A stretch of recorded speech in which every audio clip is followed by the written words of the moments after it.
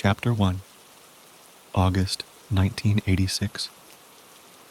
When Billy Hudson came screeching into the sheriff's department on the night of August 8th, his cherry-red Firebird came within a hair's breadth of sideswiping the prized Cadillac belonging to Sheriff Andrew Lutz. When he heard the squealing of tires, Sheriff Lutz looked up from the outdated magazine he had been absent-mindedly thumbing through. He saw the fender of Billy's Pontiac come swinging towards the driver's side door of his caddy, and was out of his desk and halfway through the station in one swift, fluid motion. What the blazing hell was Billy thinking? Lutz thought, with a look at his scuffed metal watch. It was barely minutes into Saturday morning, and Lutz's first inclination was that the young man had been drinking. What kind of drunk driver willingly drives himself into police custody? Before the wheels of the Firebird had come to a full stop, the driver's side door swung open and Billy Hudson tumbled out, falling to his knees before stumbling back to his feet. "They're dead!" Billy shouted breathlessly as he struggled for balance. "The Maguires, I think they're all dead." Lutz's mouth was already open to chastise Billy for nearly smashing in the door of his Cadillac. But at Billy's words, his jaws snapped shut with an audible click. Lutz took note of the scene before him. He had been sheriff of Richmond County for more than 10 years, having won re-election twice after Sheriff Bradley retired back in '75. In a county with 40,000 inhabitants spread over 400 square miles, he spent most of his time on the highways, and so was well acquainted with Billy Hudson and his group of gearheads. Billy was a polite kid, always respectful, but that wasn't always the case with the young people of the town. The local teenage boys were entirely obsessed with their cars, and could often be found on one lonely country road or another, late at night, drinking and drag racing and having a generally wild time. They weren't bad kids necessarily. There just wasn't much else to do in an area that was almost entirely given over to corn and soybean fields. At least once a month, Lutz or one of his deputies would have to go out and disperse the group once they got too rowdy and began blasting the speakers on their stereos, loud enough to wake the long-suffering farmers in the area. With a sinking heart, Lutz thought he knew what might have happened. "Which one of you hit them?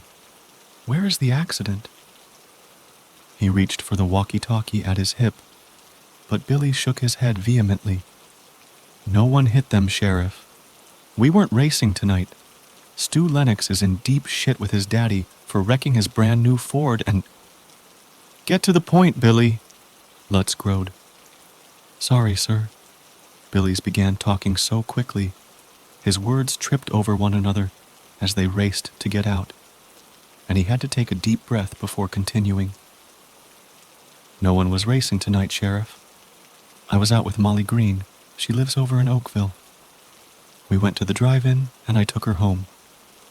On the way back, I wanted to. I decided to take Old Highway 99. I like how peaceful it is out there at night. Wanted to disturb the peace by revving up the Pontiac away from the troopers on the state highway is more like it," Sheriff Lutz thought, but didn't voice aloud. "Anyway, I was over by the Maguire place. You know that big patch of woods out by that farm? I was driving out there and I thought I saw something cross the road, like a dark shadow, bigger than a bear. Scared the shit out of me. I nearly lost control of the car." "There aren't any bears around here, son." The sheriff replied skeptically. "Sure it wasn't a deer?" "It wasn't no damn deer, sir. It moved like a cat, but it was hunched and sloping like a bear. I only saw it for a second, but it definitely wasn't any deer I ever seen. It was taller than the roof of my car. What nonsense was this?" Lutz ran a hand through his dark, thinning hair and looked down. It was then that he noticed the blood spattering Billy's dusty work boots and the hems of his jeans. Backing slowly away from the young man, Lutz edged his right hand ever so closer to the revolver holstered at his hip. He began eyeing the red Pontiac for dents and scratches, assuming this story of an animal was nothing more than misdirection. Finding none, he turned carefully back to the young man, maintaining a distance of 10 feet. "Okay, Billy, you've got about 12 seconds to start making sense before we start to have a problem. Why are you saying that the McGuires are dead? Whose blood is on your shoes, son?" "I was trying to tell you, Sheriff. I was driving out on Old Highway 99, and I saw this big hulking shape cross the road. I don't know what it was, sir, honest. But it spooked me bad enough that I damn near skidded out. When I finally got the car stopped on the shoulder, I looked around, but whatever it was had disappeared into that patch of forest next to the McGuire plot. I figured the same as you, sir," Billy continued. "Thought I was just seeing things late at night. But then in my headlights, I could see some kind of liquid on the road, like oil. Except when I looked again, it wasn't oil. It was blood." "Is it possible this animal, or whatever you saw, could have been wounded?" the sheriff asked. "That's the first thing I thought too, Sheriff. And I hopped out of the car and grabbed my Winchester rifle out of the trunk. Figured I could at least put the poor creature out of its misery. But when I got closer to the blood on the road, Billy started stuttering, and it was as if all the strength in his legs gave out. He sank almost gracefully to his knees, his oil-stained blue jeans sinking into the soft grass of the station's lawn. "Out with it, son. What did you see?" Lutz asked. He was trying to be patient, but it was also imperative that they get to the scene of any crime as fast as possible. Billy took a deep, shaking breath. "An arm, sir. On the side of the road, just beyond my headlight, was a lady's arm, ripped off at the elbow. It was still wearing a wedding band." At this, Billy started shaking so badly, the sheriff thought he might be on the verge of having a seizure. He looked around for a moment, baffled at the turn of events his previously peaceful evening had taken. Then he squatted down on his haunches next to the trembling young man. Out of habit, Lutz sniffed the air around Billy Hudson's head, almost hoping for the telltale whiff of whiskey or gin. But there was nothing. Lutz turned and walked back into the sheriff's department. "Clarkson!" he bellowed for his senior deputy. A moment later, Henry Clarkson's head popped out of his small office. "Sheriff?" Thank goodness it was Clarkson on duty tonight. Clarkson was a calm and capable officer, excellent in tense situations. The only African American on the force, Henry Clarkson had a booming voice and a deep barrel chest that could be used to great effect on unruly suspects, but he also possessed a logical mind that ticked through every possible scenario before taking any action. Thank God it isn't Miller, Lutz thought again, this time in relief that it wasn't his younger, jumpier deputy sharing the station tonight. Is the cruiser gassed up? Good. Grab the rifle and the shotgun and get some flashlights as well. We're going out to Highway 99. Something may have happened over at Bud McGuire's place. An additional benefit, Clarkson followed orders without peppering him with dozens of questions. The deputy nodded shortly and turned to do as asked. In the meantime, Lutz went back outside and squatted down next to Billy Hudson, who was still kneeling on the lawn, his head in his hands. Lutz's mouth had a sour taste, and he longed for a cigarette. It's okay, Billy. You did good, son. It's okay. Just breathe. Andrew Lutz murmured this litany over and over, remembering as he did the way his own father used a similar technique to calm skittish horses. Sure enough, after a minute or two, Billy Hudson's breathing began to slow, and the rigid tension along his spine relaxed. Billy took one or two more slow, rattling breaths and looked up at the sheriff. "After I found the arm, I went into the house," he said with grim resolve. I can't explain it, sir, but something horrible happened in there. I'd like to go home now, please, if that's okay." Sheriff Lutz wanted to tell Billy Hudson that he could go home, have a hot shower and a stiff drink. It was not meant to be. "Sorry, Billy. We need you to show us exactly where all of this happened. There aren't any lights out there. We'll drive right past it in the dark." A flicker passed over Billy's face, like he was choking back tears, but his jaw tightened, and he just gave a short, hopeless nod. Lutz called his junior deputy at home, rousing him out of a deep sleep, with orders to haul his ass over and man the station while the two senior men went to check on the McGuires. Then the three of them piled into the sheriff's cruiser and headed north to Highway 99. Chapter 2. The 20 miles from the sheriff's station to the McGuire farm passed in almost complete silence as the mostly darkened buildings of the small town gave way to the entirely darkened farmland that made up 90% of the area. Endless acres of corn and soybeans framed every small town in the county, with up to 40 miles between communities. Lutz had spent his entire life in Richmond County, and for him, the horizon would always be where the sky met the fields. This limitless expanse of cultivated land was interrupted, rarely, by spotty patches of trees and scrub brush. Most of these forests were barely 20 acres wide, except the Iowa River Nature Preserve, which sprawled over nearly 30 miles of land on the western side of the highway. On the eastern side of the road was Bud McGuire's farm. Those woods had always given Andrew Lutz the creeps. It was an odd, silent place of skeletal pines and briar bushes, offering none of the secret trails and trickling streams of the patches of woods he had enjoyed as a boy. It was also unused by hunters, even in a region choked with hungry deer. They had no desire to chew on the tough pine bark offered by the trees.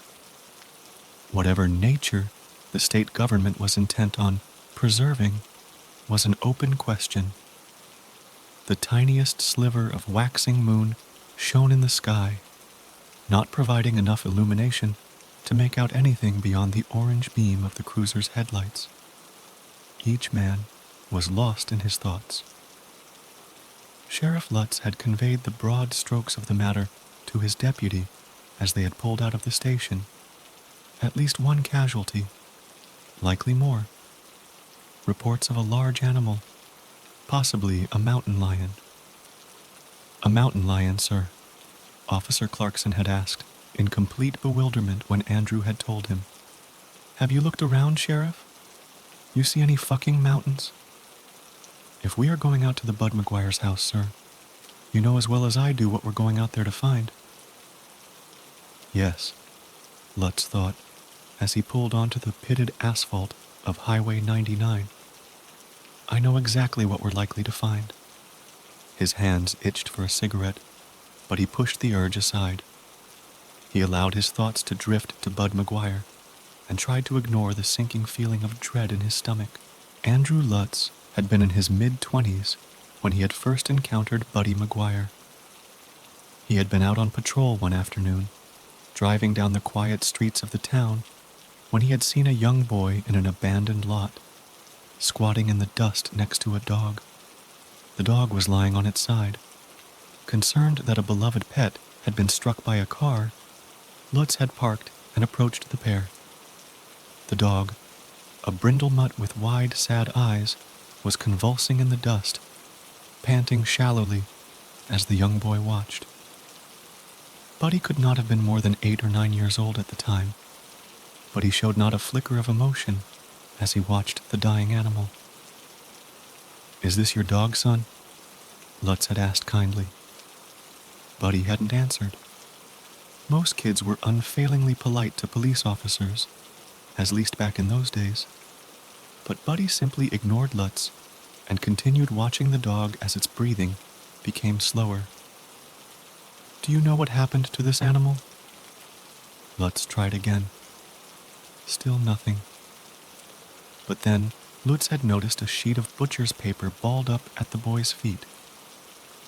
Looking closer, he could also see scraps of some kind of ground meat. A picture of what had occurred here was beginning to form in his mind. "Did you give poisoned bait to this dog, boy?" Lutz demanded, raising his voice for the first time. At his shout, the boy finally turned and met Lutz's eyes. The blank, expressionless look on the face of the child caused the officer to take a step back in surprise. There was no fear, no hint of intimidation at being addressed by a stranger, a policeman at that. There was nothing reflecting back in Buddy McGuire's eyes. Shaken, Lutz had reported the incident to then Sheriff Bradley. Bradley had hooked his thumbs into the sagging waistband of his trousers and pointed out that it had been a stray animal, not a cherished pet. It was a terrible death, to be sure, but local farmers often shot or poisoned strays that wandered onto their properties. The mutts would occasionally kill chickens, ducks, or even begin menacing the farmers' children as they played outside. It was a necessary evil. One the boy had probably learned from watching his own father. Lutz had gone back to the abandoned lot later that evening and buried the animal himself. Over the next 10 years, Buddy McGuire made a name for himself as one of those boys who are just really good at hurting people. When he was in 6th grade, an upperclassman had teased Buddy about his dirty, unkempt hair. In full view of the students and teachers, Buddy had walked over to the older boy, grabbed his wrist, and twisted until bones crunched. Bud McGuire had been expelled in 10th grade and was just in time to be swept up by the Vietnam War 2 years later. No one quite knows what he got up to over there, but when he returned to the town in '75, it was as if a blanket of rage had settled itself on Bud's shoulders. His father had died of cancer while he had been deployed, and Bud took over his family's 100 or so acres. This small farm was barely have been enough to keep food in their bellies and clothes on their backs, but it had been in the family for 3 generations. The soil, that thick black Midwestern soil, failed Bud McGuire. Corn, beans, wheat, every crop he planted seemed to wither and die at his touch. His fellow farmers prospered, the rich soil of the land sprouting healthy rows of strong green corn seemingly overnight. Despite all of this, Bud somehow managed to land himself a wife. In the fall of 1977, a mere 15 months after Bud came back from the war, a pale slip of a girl was seen hanging laundry on the front lawn of the McGuire farm. She had long, mousy brown hair and wide blue eyes that were forever fixed on the ground. Who she was, where she came from, was anyone's guess. This would have maddened the women of the community, all of whom were obsessed with lineage, but no information on the girl could be found. She was just there one day, silently feeding chickens or beating rugs. She never came into town, never spoke to anyone. The second time, Andrew Lutz encountered Bud McGuire in a professional capacity had been about a year after the arrival of this mysterious woman. The locals had thrown their hands up in exasperation. All of their kind gestures and housewarming casseroles had been met with a closed door. The McGuires had never been seen attending any of the many churches in the community. Nor had the young woman appeared at the supermarket where the wives could pounce on her. The initial confusion had given way to righteous indignation. Who did they think they were, holed up all high and mighty on their plot of land? Did the Maguireses think they were too good to associate with their peers? But as the weeks dragged on, and still there was no sight of the young woman in town, winter set in, and she was no longer seen outside by the few people who drove on the old county road. The offended feelings of the townspeople began to shift into concern. Was she okay? After all, Buddy had always had quite the temper, even before his years in the jungles of Vietnam. Finally, in the spring of '78, the wives nagged their husbands until the husbands had called the city police. The police, in turn, called the sheriff's department to tell them that someone needed to go check on that girl, to soothe the nerves of their worried neighbors. Lutz had been the junior deputy on duty at the time and had set off up Highway 99 to the Maguire farm. Barely 3 miles from the floodplains of the Mississippi River, the ground in March was a quagmire of mud that had sucked at Lutz's boots as he stepped out of the police cruiser. The house was a traditional farmhouse, 2 stories with sweeping gables that rose to create a 3rd story in the attic. A large wraparound porch, upheld by thick wooden beams, led up to the entrance. Lutz had looked around warily before climbing the stairs to the porch. He had knocked twice. No answer. This had been expected, and Lutz turned away from the house and went instead around the back, where sure enough a petite young woman was sorting fresh spring herbs into an array of bowls. She had bristled like a startled cat when she caught sight of him, and Lutz had held his hands in front of him to show he meant no harm. "Good morning, ma'am. I'm Deputy Lutz. I'm with the Sheriff's Department. Can I ask your name?" He spoke in a low, gentle voice, taking very slow steps towards the girl. The girl's eyes had been sky blue as they looked into his with an unreadable expression. April. The word had been little more than an exhale of breath, and Lutz had been about to ask her to repeat herself when the girl's eyes had focused on something behind his shoulder and widened with alarm. Lutz had turned to see Bud Maguire standing a few paces behind them. His black eyes had been just as blank and soulless as when he had gazed upon that dying dog. Leaning with casual menace on his shoulder, pointed at the sky, was a double-barreled shotgun with a long, sleek muzzle. Lutz had thankfully resisted the urge to startle at the sight of the burly man. "Morning, Bud," he said. With slow, deliberate movements, Lutz had moved his hand to the pistol hoisted at his hip and thumbed open the clasp. Bud had noticed, as he was meant to. His mouth twisted in a scowl. He had replied, "You're not welcome here," he had said in a flat, toneless voice, and Lutz had realized this was the first time he was hearing Bud speak. "I'll be leaving shortly," Lutz had replied, in an authoritative tone. "People have been wondering how you two have been getting on up here by yourselves all winter. Thought I'd come over and make sure everything was okay. Fine, you've seen. Now go." And with that, Bud had crossed the short distance between him and his new wife. Lutz had waited for him to hit her. If he did, then the deputy could bring him into the station. But Bud just stood a few feet from the girl, with a look of pure fury on his face. April Maguire had been utterly silent during this encounter. Now she sprang from her table of herbs as if scalded. She knelt then, and Lutz saw something he hadn't noticed before. Under the table was a large wicker basket lined with woolen blankets.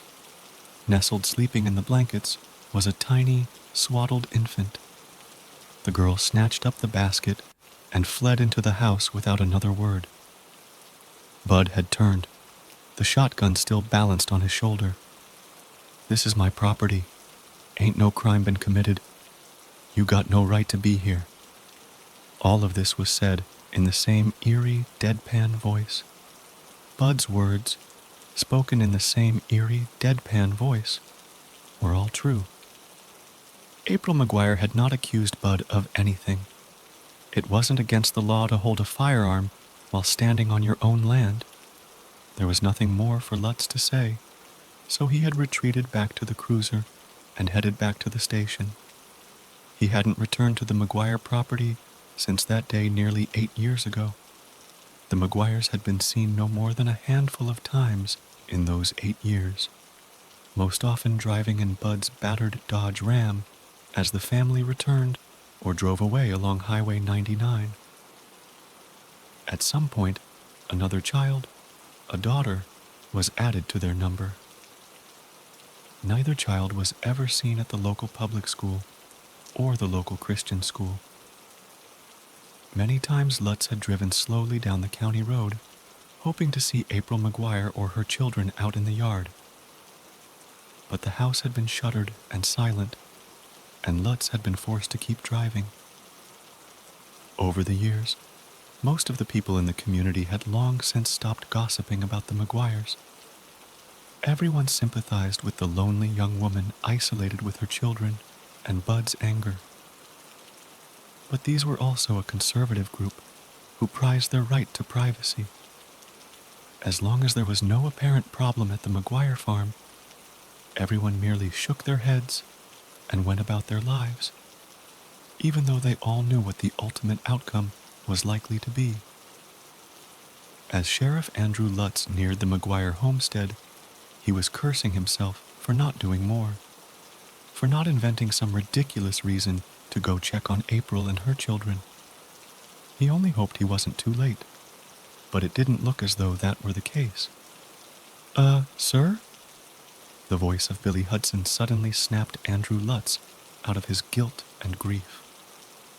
Consumed by his ghoulish thoughts, he was about to miss the blind curve in the road leading up to Bud's farm. The heavy police cruiser was instead aimed directly at a large pine tree. Chapter 3. Lutz twisted the steering wheel violently, and the ponderous car screeched its resistance to such treatment, fishtailing wildly across the road in long, snaking arcs before he was able to get control. Heart hammering from the near miss, the sheriff pointed the car at the shallow gravel shoulder and pulled over. His hands were clutching the steering wheel in a white-knuckle grip, and it took a moment of effort to release them. He killed the engine, and for a long moment, the only sound was the quiet ticking of the engine as it cooled. Ahead of this curve, the trees would open on side at the beginning of the McGuire farm. "Sorry about that, guys," he finally managed to say. Officer Clarkson was looking at him with pure astonishment, as if he had just seen a mountain lion in the farmlands of Iowa. In the rearview mirror, Billy met his gaze with a dark look as the two officers unclipped their seatbelts and stepped out into the humid summer night. Immediately, something felt off, and the flesh on Lutz's arms crawled. He motioned for Clarkson to join him and released Billy from his cage in the back seat. Crossing to the trunk, Lutz pulled out the rifle and handed it to Deputy Clarkson. He grabbed the shotgun and 2 high-beam flashlights before closing the trunk. With a nod of understanding, he passed the shotgun and one of the flashlights to Billy Hudson. All of the boys and most of the girls in this region learned to shoot before they were 10 years old. Knowledge of firearms and firearm safety was deeply ingrained in a community where almost everyone's deep freezers were stocked full of fresh venison every autumn. Lutz felt no hesitation about handing the shotgun over to the younger man. The kid had sense, even if he was overly fond of drag racing. His driver's side door was still open. Lutz reached in to turn off the headlights and then thought twice. The dim light was all they had beside the heavy mag light he now carried opposite his service pistol. He left the cruiser's lights running, closed the door to the car with a heavy thud, and the three of them turned to survey their surroundings. That odd feeling was still creeping up the back of Lutz's neck, but it was Billy who was able to give voice to his unease. "All the bugs are quiet," the young man whispered. Lutz listened carefully and realized he was right. This was high summer. The air was thick and humid, and it should have been filled with the chirps of insects. The nightly concerto of katydids, cicadas, and crickets was usually enough to drive a man half mad, but here there wasn't so much as the buzz of a mosquito. The only sound was the quiet tapping of the men's boots as they began walking north towards Bud McGuire's home. The light from the headlights didn't fail to penetrate the gloom ahead, and Lutz clicked on the high-powered mag light. Next to him, Billy shouldered the shotgun, his smaller flashlight pressed with one hand under the barrel. Deputy Clarkson was at the ready, with the long Winchester rifle at his shoulder. Normally used when a deputy needed to put down a wounded animal on the side of the highway, Lutz was immensely grateful just now for its solidly reliable presence. Lutz swept the flashlight in slow, careful strokes from one edge of the road to another. "Where did you say you saw this arm now, son?" he asked Billy. A little farther ahead, I think." Billy's voice came from his right. "Maybe another 300 feet or so." Lutz continued, methodically sweeping his flashlight from side to side. At the edge of the beam, he could make out the burned rubber made by tires suddenly skidding across the road. The tracks continued up the road, fading away into the darkness. The men were now far enough away from the relative safety of the car that its dim headlights could no longer assist in penetrating the gloom ahead. The beams from the two flashlights seemed to grow smaller and fainter as they walked in loose formation up the road. Abruptly, the burnt rubber skids made by Billy's tires came to an end about 6 feet in front of them. The three men all stopped together, staring dumbfoundedly ahead. In the beam of Billy's flashlight, on the edge of the road as it faded into scrub grass, was the arm of a human female. It had been torn crudely at the elbow, and bloody strings of meat hung from one end. The other end was wearing a thin gold wedding band around the ring finger. The nails were chipped and embedded with dirt. All the blood in his body seemed rushed to his head, and Lutz could feel his heartbeat pounding sickeningly in his temples. Deputy Clarkson gave a violent heave and turned to vomit quietly into the ditch on the other side of the highway. Lutz squatted down on his haunches near the severed arm and reached for the ballpoint pen he kept in his shirt pocket. Turning his head to take one more breath of unfouled air, he used the pen to lift one of the strips of flesh away from the wound. It had been almost shredded, and for one horrifying instant, the image of Lutz's late wife's venison jerky came to his mind. Sour bile rose in his throat, and he fought against the urge to puke. What animal could do this to a person? What animal would bother? To his knowledge, there had never been reports of bear in this area, and any wolves had been killed off generations ago. Coyotes would take a chicken or a duck once in a while, but Lutz couldn't recall a single instance of them going after a small child, let alone a grown woman. Besides, these weren't the teeth or claw marks of a coyote. Whatever had done this had had much longer teeth. A sudden snap from the forest on his left. Lutz's blood turned to ice in his veins. Clarkson heard it too. His rifle was back at his shoulder in an instant, and he took a hesitant step towards the looming blackness. Next to him, Billy Hudson was utterly rigid, his fingers deathly white around the grip of the shotgun. Another snap in the darkness. Had that one been closer? He quickly swung the beam of the flashlight away from the grisly scene on the road in the direction of the woods. It illuminated skeletal pine trees and waist-high thorn bushes. The light shone eerily on the narrow trunks of the pines. With their ladders of broken branches, the trees became rows of menacing spears, waiting to impale unwary travelers. The unnatural silence of the woods was oppressive. Lutz peered into the darkness, willing the shadows to separate into shapes. He focused on the edges of the light, where it faded into a thick and impenetrable blackness. He thought he could see shapes in the dark, looming patches of shadow that were somehow blacker than the night, a hulking figure dancing just out of his field of vision. But nothing came charging at them from out of the woods, and after a long moment, Lutz relaxed his posture. Telling himself unconvincingly that it had been a deer, Lutz turned back to Billy. They now had evidence of a death, but not necessarily evidence of a crime. There was still work to be done before they could all go back home. "Did you say there were more bodies?"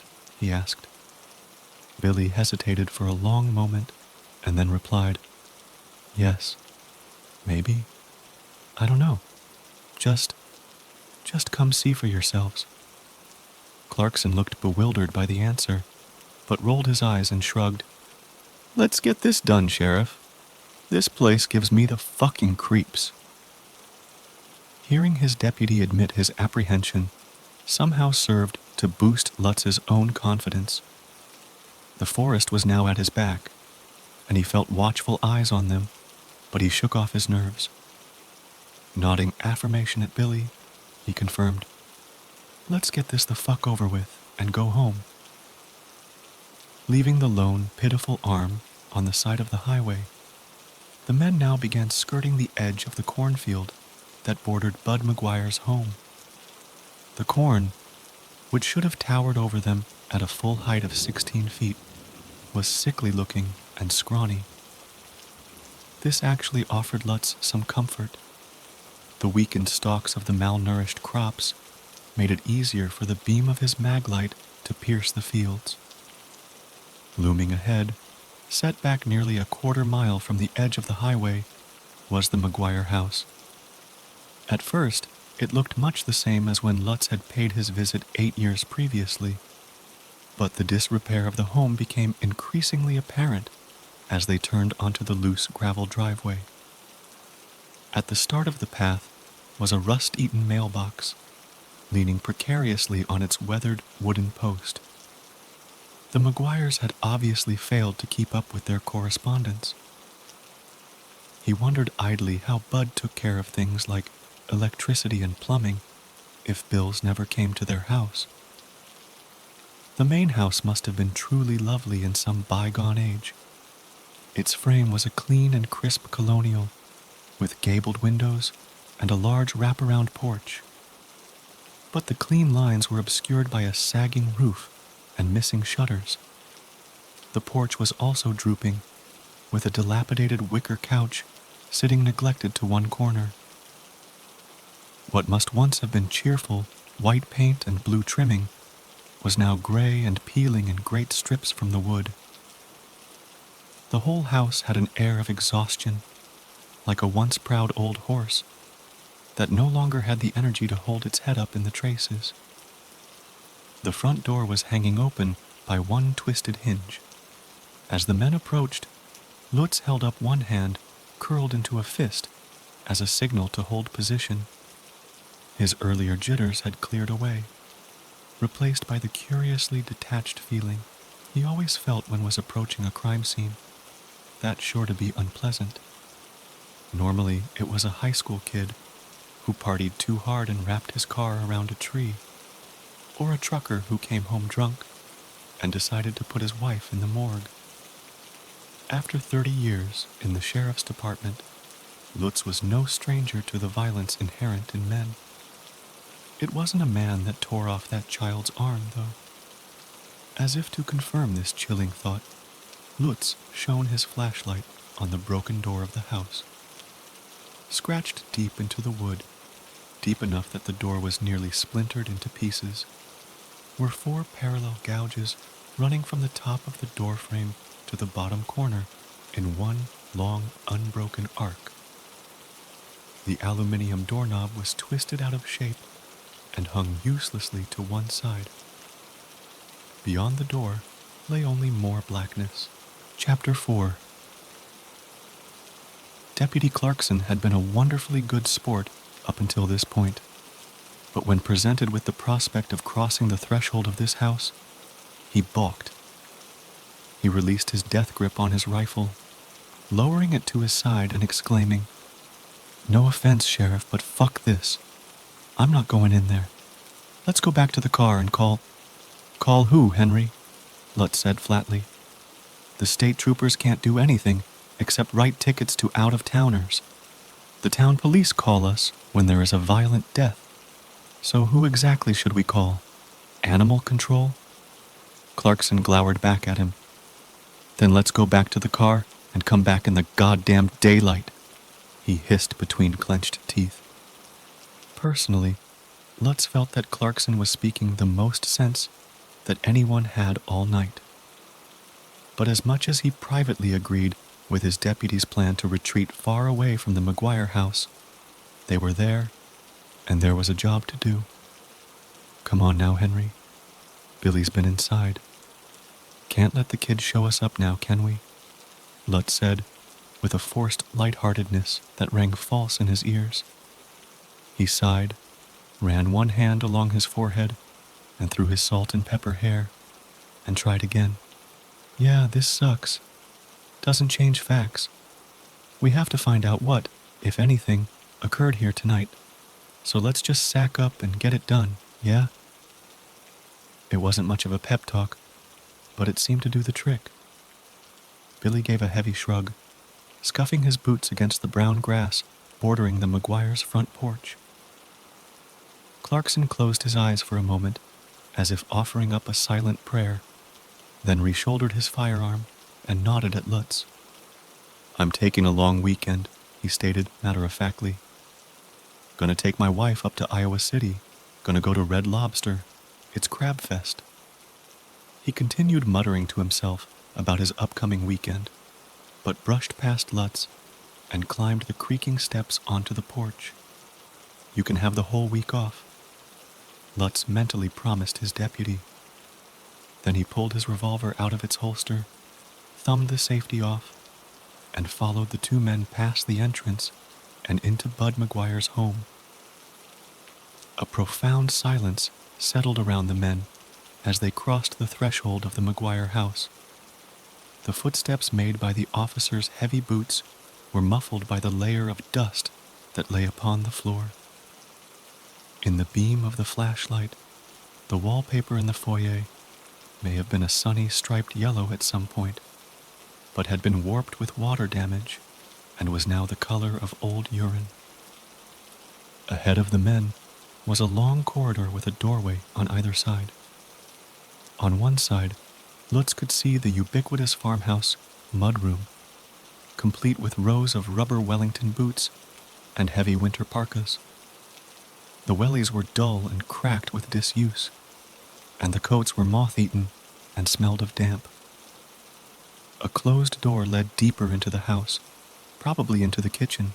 On the left side of the corridor was a room Lutz's wife would have referred to as a parlor when she was alive, with delicate furniture and assorted porcelain figurines. Here was the first evidence of human activity. The dainty tables were smashed to bits, and the rose-patterned love seat was at a defined angle to a moth-eaten rug, as if someone had forcibly shifted the couch by standing with sudden force. A broken water jug lay in pieces on the floor. Oddly enough, even this violent scene was gentled by a thick layer of dust. So far, the only sign that a living person had been in the house were the tracks he could see in the corridor, that had clearly been made by Billy's heavy work boots. Where were the Maguires? Lutz moved on a constant pivot, shining his high-powered flashlight into every corner and crevice. His senses felt electrified as he strained each one of his senses to determine whether or not a threat still lurked in this house, according to his eyes and ears. This was just a normal house, though terribly neglected. "Billy," he whispered under his breath, "why the fuck did you even come in here?" Billy responded, equally quietly, "Like I said, sir, I thought maybe someone was in trouble. But when I got here, it was like I just had to keep going. I had to see for myself." Lutz understood. He could feel it too. The panicky urge to head back for the car was drowned out by grim determination. He needed to find out what the hell had happened here. Past the open doorways to the mudroom and the parlor was a flight of stairs that went from the first floor all the way to the attic in a long switchback. The stairs, like everything else in the Maguire house, seemed to be standing upright by sheer force of will alone. Running along the right edge of the staircase, in a long unbroken line from top to bottom, was a wide swath of dried blood. The first thought that ran through Sheriff Lutz's mind in that moment was that he wished he lived in a larger city with more resources. If they were farther north, near Des Moines or Cedar Rapids, the three men standing in the Maguire house could be surrounded by backup within an hour. A small fleet of detectives, forensic experts, photographers, evidence baggers, and rubberneckers could gather at the homestead. The living darkness of the August summer night would be beaten back by high-powered flashbulbs and battery-powered spotlights. Under their harsh glare, and soothed by the shop talk of the gathered officials, whatever horrors had visited the Maguire family would be revealed as just another crime scene, still tragic, but acceptable to the mind. A sane sequence of events. Unfortunately, his little pocket of eastern Iowa was small and underpopulated. The mechanics needed to properly investigate a potential crime were simply not in place. As much as Lutz dreaded the idea, it would have to be him that ventured up those stairs. And it would have to be now. He would have to venture up there, and so would Clarkson, as department regulations forbade an officer from entering a potential crime scene alone. Plus, he wanted Clarkson's steady presence beside him with the Winchester. That didn't mean they all had to go. "Billy," Lutz said to the young man without turning, "if you don't want to go up there a second time, now is your chance. Go wait for us on the porch. Stand guard." "With all due respect, sir, there is no way I am staying down here by myself." Billy squared his shoulders and gave Lutz a defiant look. "Your choice, kid." Lutz gave him a nod and turned back to the problem of the staircase. They would have to make sure they didn't contaminate the crime scene with their boots. The blood was thick all the down the stairs, where it abruptly stopped on the second to last riser. Here, a slightly thicker pool of blood still shone with faint wetness under his flashlight. Whatever had happened here had happened recently. Slow and steady does it now. Don't step in it. Squeezing his lanky frame to the far edge of the staircase, Lutz placed a heavy boot on the first riser. A puff-up dust arose, and the stair gave an wheezing groan, but it did not buckle under his weight. Lutz began slowly advancing his way up the stairs, pressing firmly on each stair first to test its stability. The staircase creaked and moaned, but continued to hold firm, and he motioned for Clarkson to follow. Lutz could hear his usually taciturn deputy muttering various prayers and swear words under his breath. The swath of blood continued up the stairs in an unbroken streak. Now it veered off to the right and disappeared into the darkness of a long corridor. The overwhelming odor was of dirt and mold, but the coppery smell of fresh blood was also thick in the air. A few framed photos hung at uneven intervals, their subjects almost completely obscured with dust. The dust on the floor was disturbed now, but there were no distinct tracks. It had been swept almost clean away in some places. Resigned now to seeing this through, Lutz felt his earlier fear retreat to the back of his mind. The adrenaline pumping through his system was working for him now, sharpening his focus and steadying his pulse. The corridor opened twice to the right, and Lutz circled warily around the open entrance to the first room. A cursory glance revealed a dingy bathroom, or perhaps it had once been a bathroom. Now it was a heap of stained and cracked porcelain, with a rusted outpipe hanging loosely where a sink may have been. Torn linoleum covered parts of the floor, but most of it was the same weathered floorboards as the rest of the upstairs. The air was heavy with the smells of stale grime and mildew. The path of blood, which had become thicker as they advanced along the corridor, continued down the hallway to the second room. Lutz signaled to Billy to cover the entrance of the bathroom. Then he and Clarkson advanced, firearms cocked and ready. Lutz still carried the mag light, held to the top of his service pistol, so he was the first to cautiously peer around the corner of the room at the end of the hall. When Lutz first shone his flashlight into the darkened room, he actually breathed a sigh of relief. He had expected to find the strewn and dismembered bodies of April McGuire and her children in pieces about the floor. Instead, the room appeared entirely empty on first glance. There were no severed limbs clad in footy pajamas. There was also no furniture, curtains, rugs, or anything else to indicate that the space had ever been occupied by inhabitants other than mice. The bare wooden floor was littered with their droppings, but not much else. He began sweeping his flashlight from floor to ceiling. The walls had been painted a deep scarlet that looked almost wet by the light of the... Oh. For a span of time that felt like an eternity, but was in reality probably more like 30 seconds, Lutz stood stock still in the entrance to that room, his head cocked to one side like a man trying to figure out a really good riddle. One eyebrow was raised, and his mouth hung open in bewilderment. The room had been drenched in great splashes of blood that reached all the way to the ceiling in some places. It was swirled in sporadic circles across the floor and spattered against all four walls. The closest thing Lutz could compare it to behind him, Lutz could hear Clarkson's sharp intake of breath as he also took in the scene before them. Then it was as if all the air went out of his lungs, and Sheriff Lutz suddenly deflated.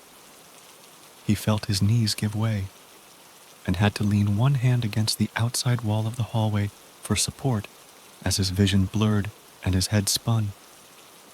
He still held the flashlight in one hand, and it was pointed into the room, shining onto the dripping walls.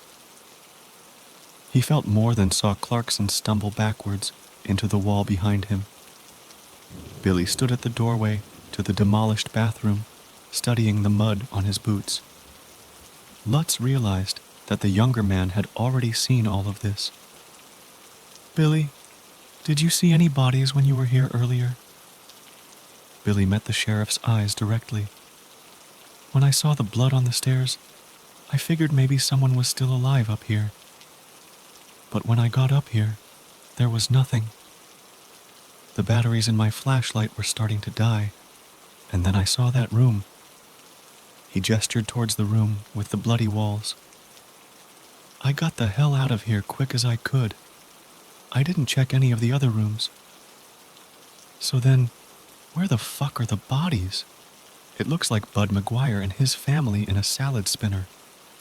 There's blood on the goddamned ceiling," Clarkson queried, stepping closer to the open door of the empty room and glancing inside once more. "Yeah, but that's the problem. It's blood. Just blood. No bones. No organs." Lutz's mind was still spinning as it frantically tried to bring a sense of logic into what it had just witnessed. There should be pieces of the Maguires everywhere, but so far, the only evidence of an actual crime is that arm out on the road. He turned to face the other two men, continuing to speak under his breath. Clarkson faced him, his normally placid face a mask of tension and fear. "Yeah, how did that arm even get out there? Why does it look like no one has lived here in 5 years? Where the hell are the Maguires?" This last sentence he said in a whispered shout. "Are they in the barn? The basement? Did Bud chop them up and carry them into the woods? Was it even Bud? What the hell were those claw marks on the door, Sheriff?" Clarkson continued his questioning in a voice that did not conceal his rising terror. Lutz gripped his deputy tightly by the shoulders, his own fear gone in the face of his officer's increasingly panic. "Of course it was Bud, Henry. We'll find him. Don't worry." This idea, as nightmarish as it was, offered a kind of morbid comfort. Bud Maguire might be a deranged madman who had just killed his entire family, but he was a man. A man bled when you shot him.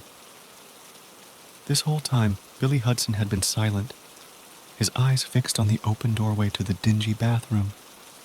Now Billy cleared his throat and almost sheepishly said, "Sheriff, you might want to see this. Had there ever been less welcome words in human history?" Lutz pinched his nose between two fingers and reluctantly asked, "What is it?"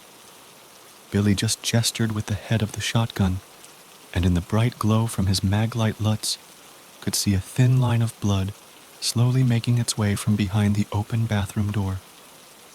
Immediately, his heart, which had just begun to resume its regularly scheduled beat, started jackhammering wildly in his chest. Somehow, in that moment, Lutz knew. Whatever they had come here to find was on the other side of that door.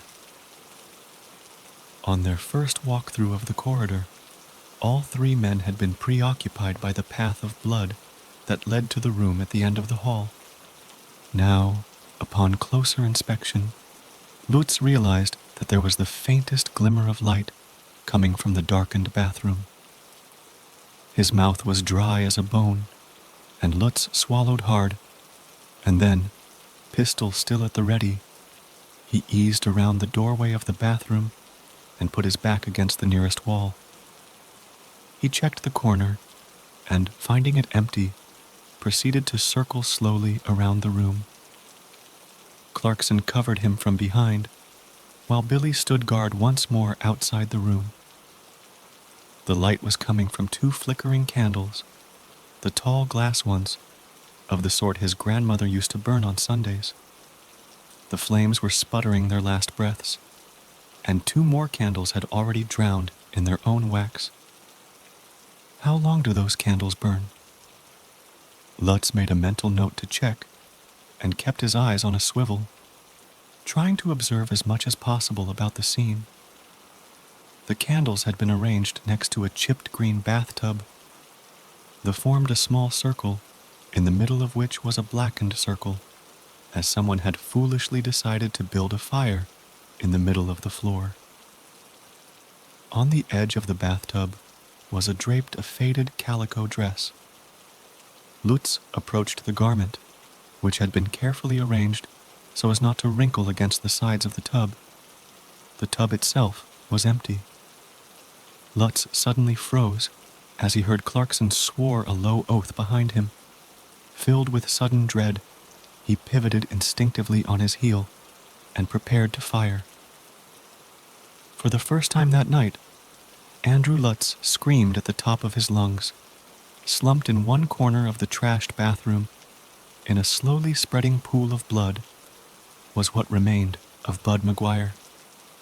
Chapter 5. Lutz couldn't tear his eyes away from the gruesome sight. Bud McGuire's face was frozen in a silent shriek, wide eyes fixed unblinking at the ceiling. His chest had been torn open crudely. The glinting white of ribs poked through the carnage. Bud's legs were bent at an impossible angle to his torso. He had been torn almost in two at the groin. The first scream that passed Sheriff Lutz's lips was quickly followed by a second. He fell backwards to the ground and landed hard on his rear, using the heels of his feet to push himself away from the mutilated corpse. His back pressed against the rusted green bathtub, and he idly noticed that the calico dress laying across the edge had a faint pattern of purple violets. Then, Clarkson's strong brown hands were wrapped around his own, and his deputy hauled Lutz to his feet. They exited the broken bathroom and its grisly contents and went into the corridor, where Billy Hudson was already halfway down the stairs, leading to the first floor. The ancient staircase creaked threatening beneath their boots as the two officers followed the younger man downstairs, desperate to get as far away from Bud McGuire's mutilated corpse as possible. Lutz burst out still open front door and stumbled down the porch steps. The humid summer air was like a soothing balm against his skin. His lungs heaved with the effort to draw in fresh breath, and he sank to his knees, digging his fists into the hard gravel of the walkway. He could hear the footsteps of Deputy Clarkson and Billy sounding down the stairs and out onto the front lawn. They remained mercifully silent as Lutz fought against the waves of heat and chills that kept alternating their way through his veins. Distantly, as if observing someone else from far above, Lutz understood that he was having a panic attack. With shaking arms, he shifted his weight until he was sitting on the lawn bordering the front path. Dry grass crackled as he brought his knees up to his forehead and sat there, breathing in the night air. Somewhere nearby, a cricket chirped, breaking the stillness. Crickets were still chirping. Somehow, this was an encouraging thought. Lutz raised his head and looked for a moment at the night sky. The sun was still hours away from rising, and the sky was pitch black, except for the thousands of glittering stars. Lutz took a deep breath and held it for a long moment before slowly exhaling. He repeated this steady breathing twice more, then wearily got to his feet, wincing as both his knees cracked in protest.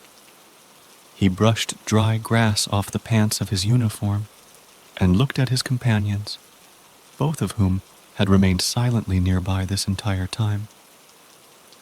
Nodding once in silent gratitude, Lutz resumed his authority as sheriff.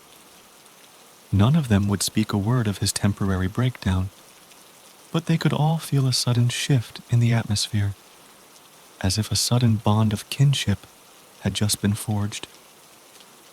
Lutz knew that the three of them would forever be bound by the events of this night.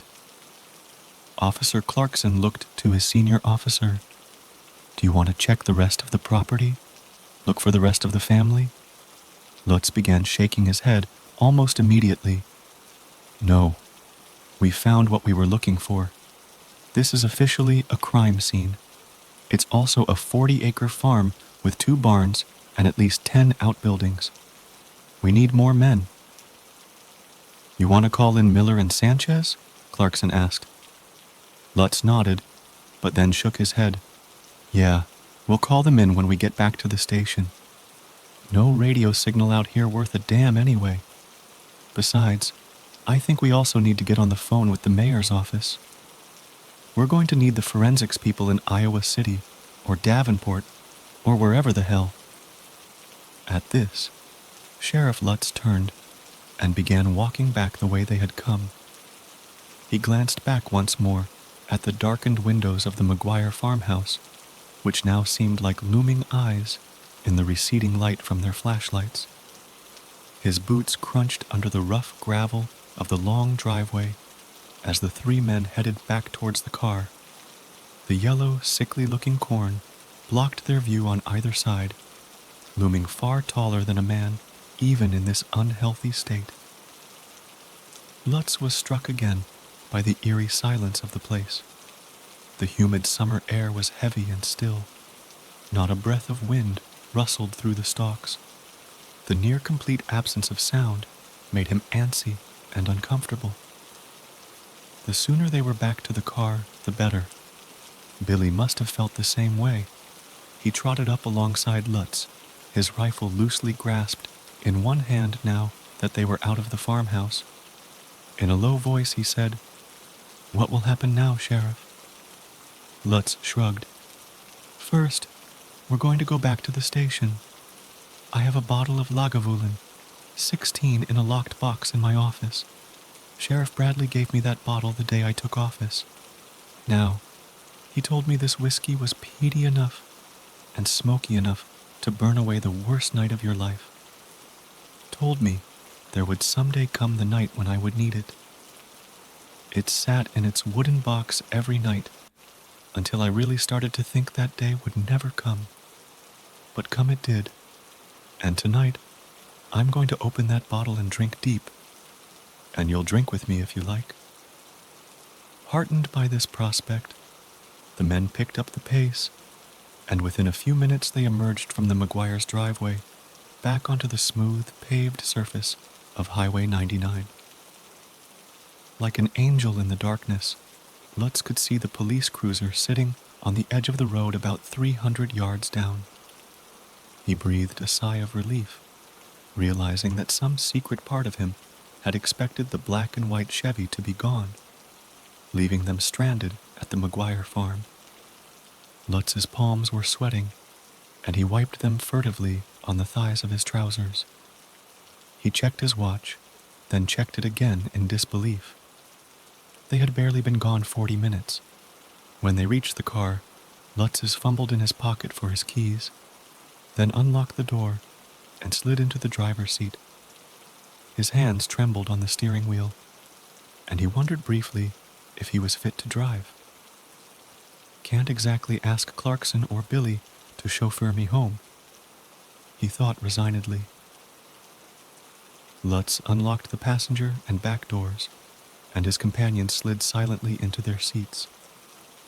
Clarkson was still holding the buck rifle, and the shotgun was in Billy's lap, the mounted flashlight still beaming a bright circle on the car's upholstery. As one, the men fastened their seatbelts. The familiar, everyday click of the metal sliding into place struck him as utterly absurd after the night's events. Lutz slid the key to the Chevy into the ignition. He had a horrible, crawling feeling in the bottom of his stomach that when he turned the key, the engine would simply refuse to start. This was ridiculous, since the cruiser was barely 3 years old and had never done anything but purr like a kitten. But tonight, right now, the car wouldn't start. Because it couldn't be this easy to just drive away. The key turned, and the motor roared to life, just as it always did. The front headlights came on, casting 2 wide beams of light into the darkness around them.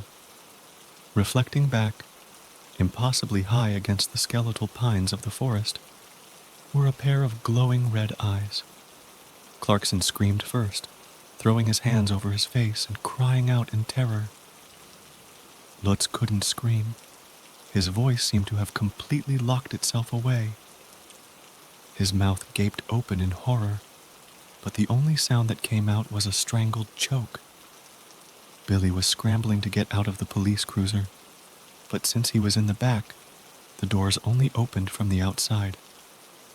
He tried rolling down the window, and when that failed, he began to panic and bashed at the glass with his fist again and again, but this was equally ineffective.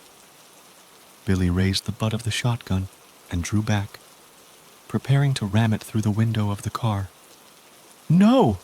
Lutz roared, never taking his eyes from the glowing red orbs, watching them from the forest.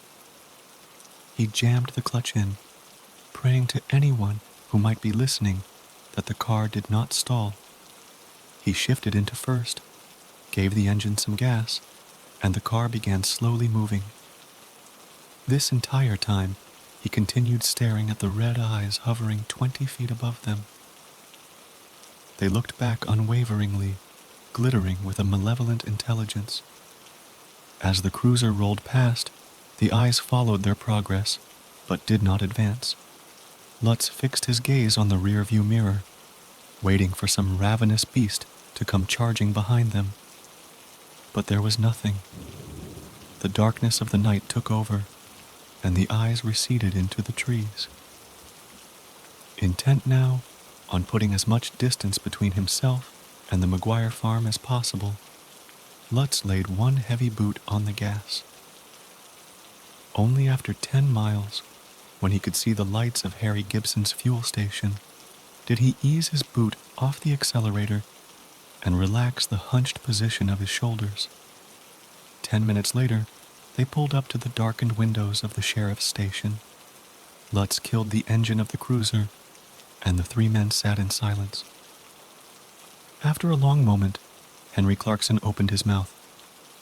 "What was that thing?" he began, but Lutz put up on hand and stopped him. Lutz shook his head, opened the door of the cruiser with a loud creak, and stepped outside. Every muscle in his body was accusing him of gross misconduct, and Lutz knew he would feel the punishment the next day.